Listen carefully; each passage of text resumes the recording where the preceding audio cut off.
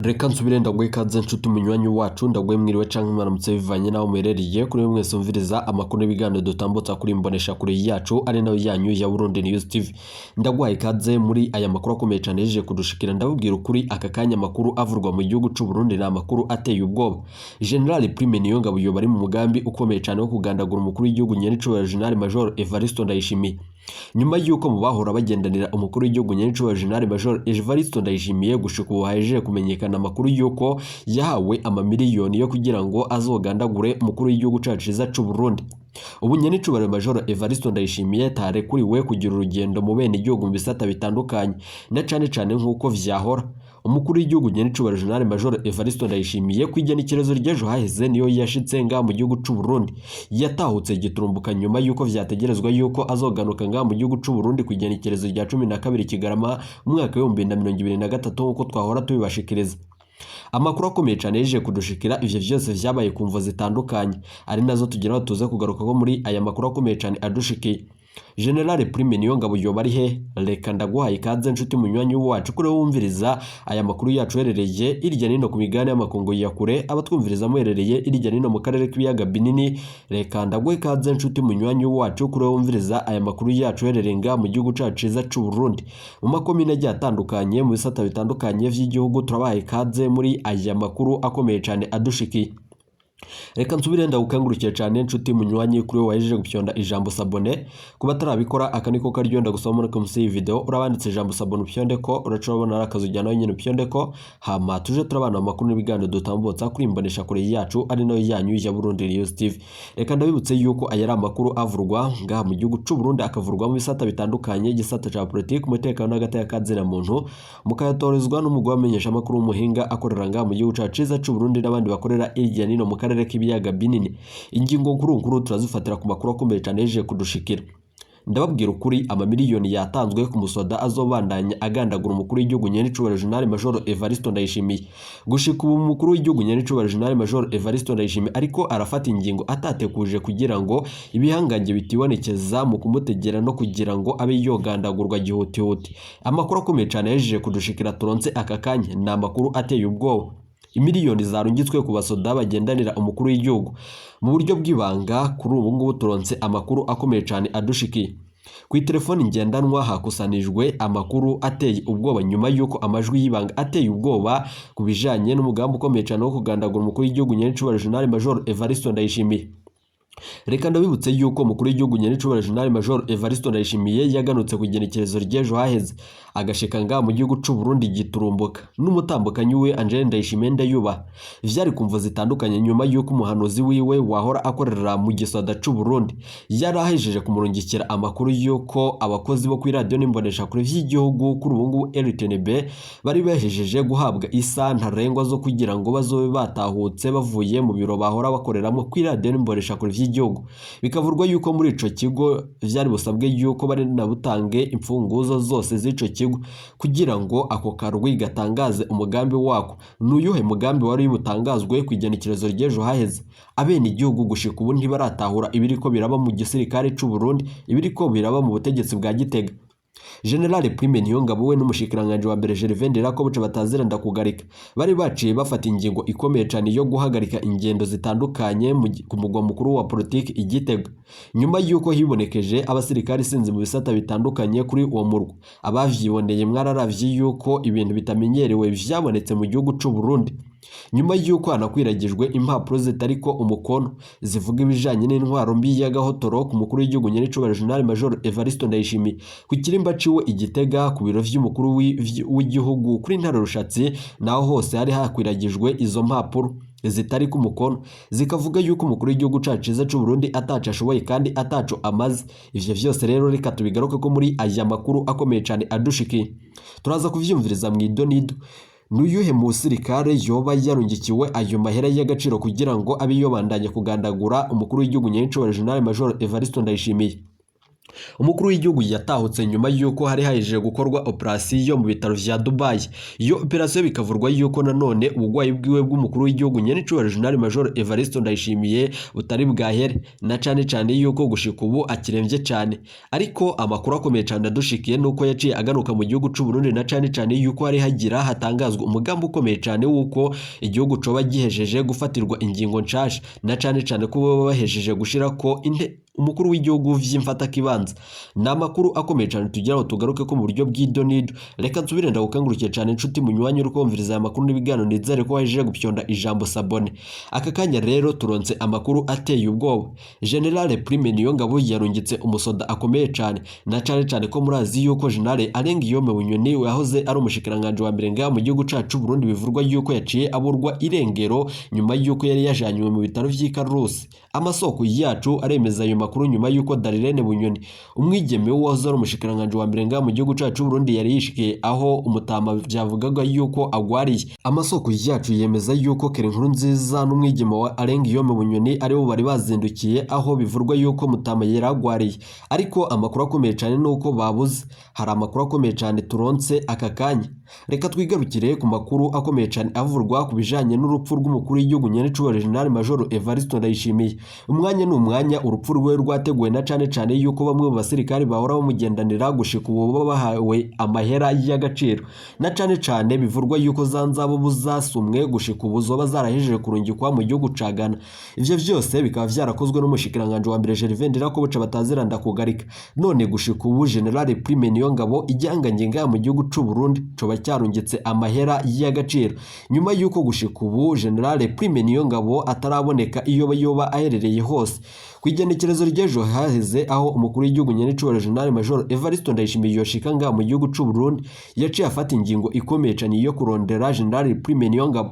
Gushika ubu General Prime Niyongabo ntiharamenyekana iyo yoba aherereye, gusa amasoko yacu aremeza yuko hari ikambi imwe mu gihugu c'u Burundi yoba aherereyemo, na cane yuko vyemezwa na bamwe mu ntwazangabo baduhaye amakuru kubw'amasoko yacu mu buryo bw'ibanga.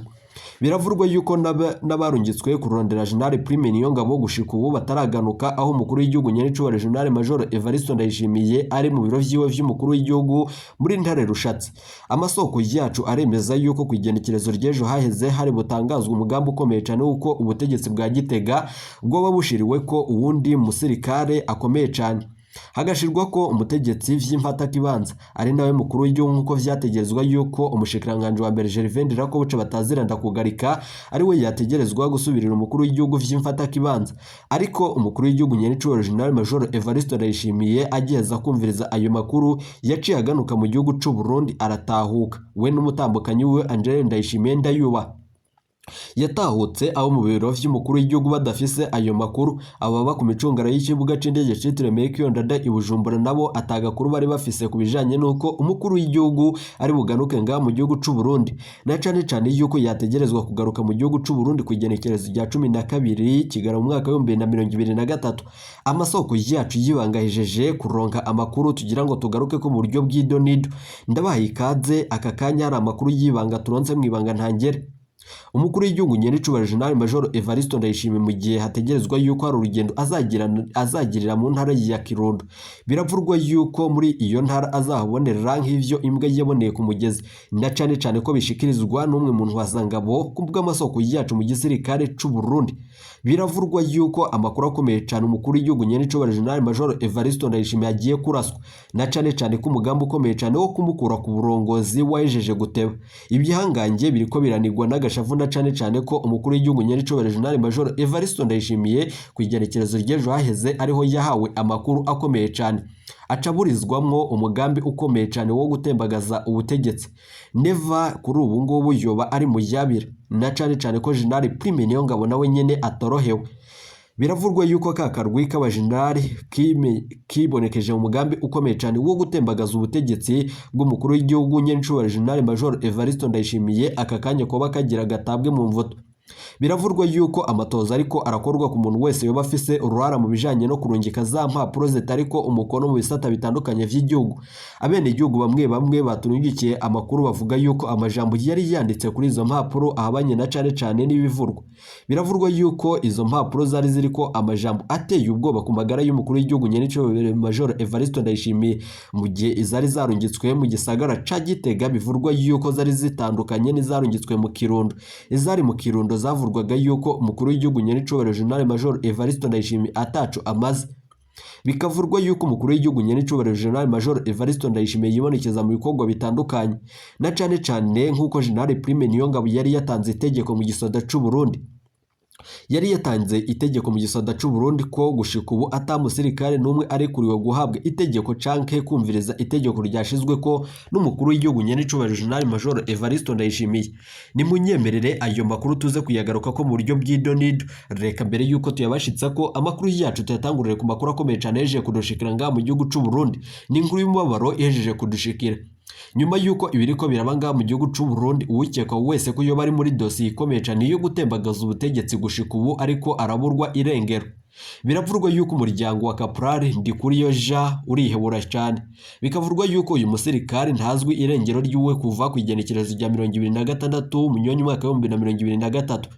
Abiwe bavuga ko Caporal Ndikuriyo Jean yari yarungitswe kugwana muri RDC muri Kivu y'ubumanuko, aho igisoda c'u Burundi ryanganye na Red Tabara be na FNL ya Nzabampema. Igihe akirangije Ndikuriyo Jean yaganutse mu gihugu c'u Burundi.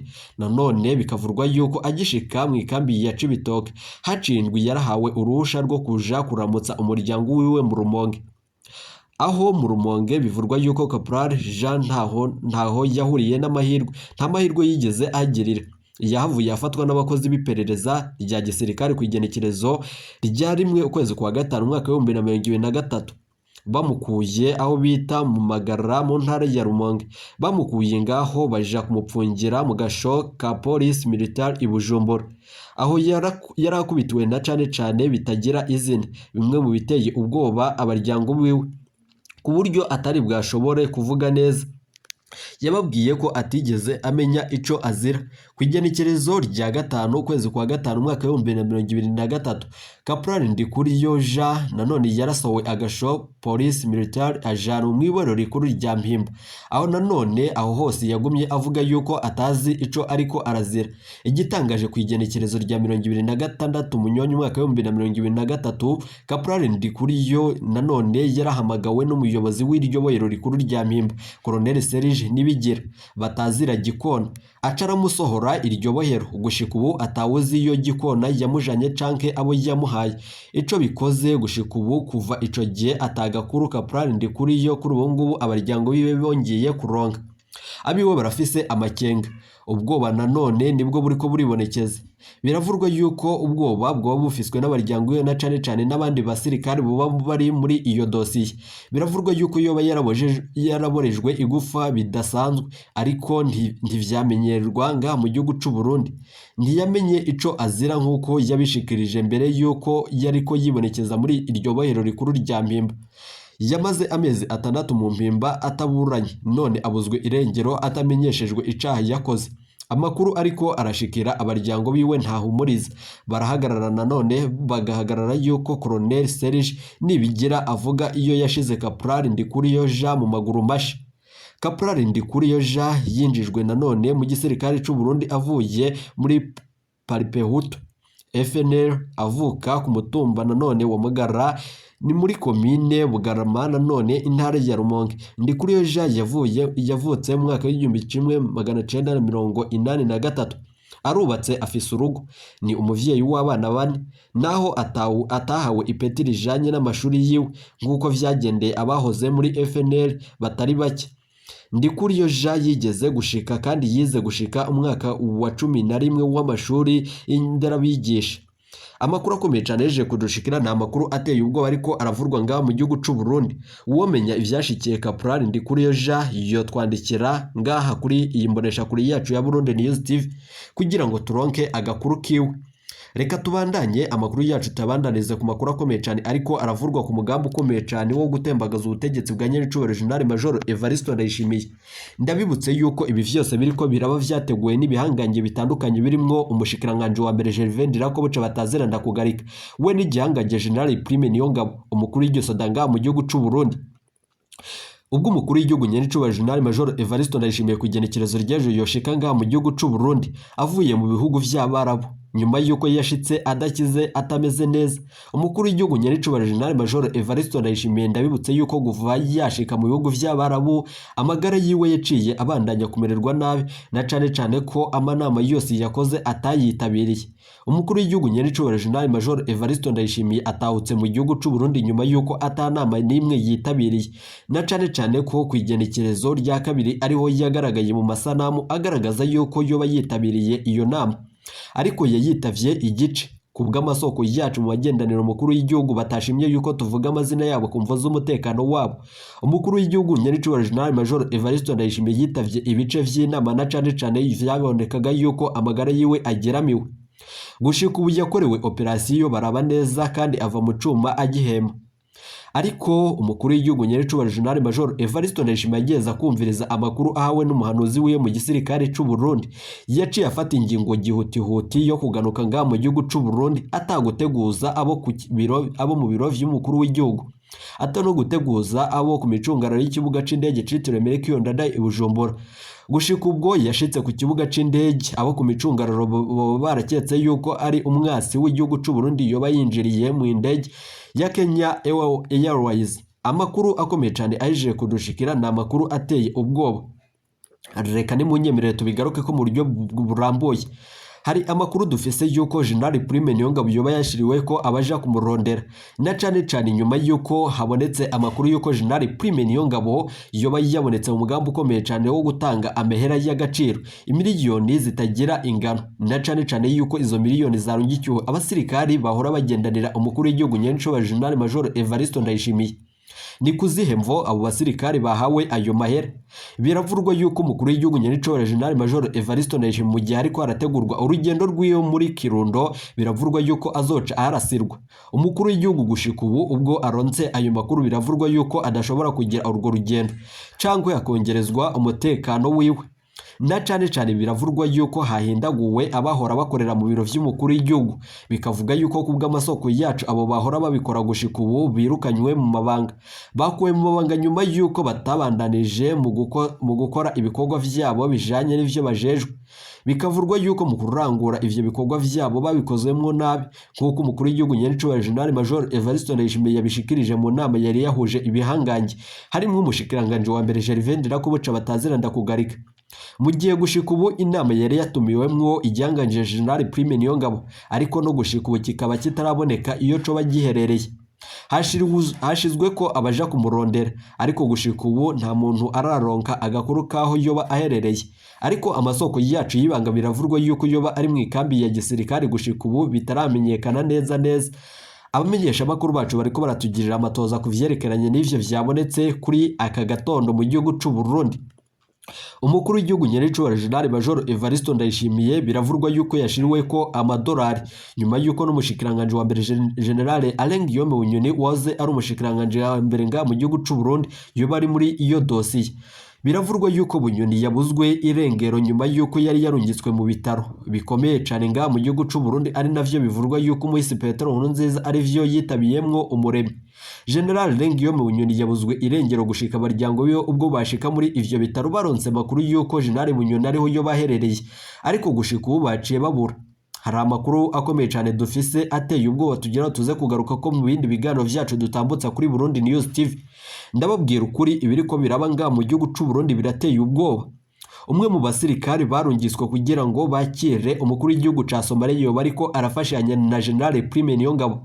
Uyu musirikare muri ko muraraba kuri iyi sanamu niwe yafashanije na General Prime Niyongabo kuba ari we yagiye kwakira umukuru w'igihugu ca Somalia. Ubwo umukuru w'igihugu ca Somalia yoshika ngaha mu gihugu c'u Burundi mwarariboneye yuko umukuru w'igihugu Nyenicubahiro General Major Evariste Ndayishimiye atari we yagiye kumwakira ku kibuga c'indege citiriwe Melchior Ndadaye i Bujumbura. ivyo byose wari umugambi wari wateguwe n'igihangange General Prime Niyongabo we n'umushikiranganje wa mbere Gervais Ndirakobuca bataziranda kugarika. Amasoko yacu hari amakuru ahejeje kuronka tugira ngo tuyagire ko amatoza tuze kuyabashikiriza mu buryo bw'idonido. Hari ibintu bikomeye cyane biriko biraboneka nga mu gihugu c'u Burundi vyabihejeje gutera uruhagarara. Hari amakuru y'ibanga duhejeje kuronka ku muhinga mu vyerekeranye n'amagara y'umukuru w'igihugu Nyenicubahiro General Major Evariste Ndayishimiye. Wejeje kumenyekana wa musirikari yarungitswe kandi agafatwa afise urushinge rurimwo ishano rwari rwo gutera umukuru w'igihugu Nyenicubahiro General Major Evariste Ndayishimiye mu gihe yari mu bitaro i Dubai. Aka kanya amakuru y'ibanga turonse mu ibanga ntangere turaza kugaruka tuyabashitsa ko mu buryo bw'idonido. Nizere ko wahije gupyonda ijambo sabone kuba tarabikora akaniko karyo ndagusoma muri musi video urabanditse ijambo sabone pyonde ko uracurabona rakazujya nawe nyine pyonde ko hama tuje turabana mu makuru n'ibiganiro dutambutsa kuri Burundi News TV. Eka ayo makuru n'ayandi tuze kugaruka tuyabashitsa ko mu buryo bw'idonido. Ibiganiro vyacu nakagaruka tibuje kure i Burundi News TV.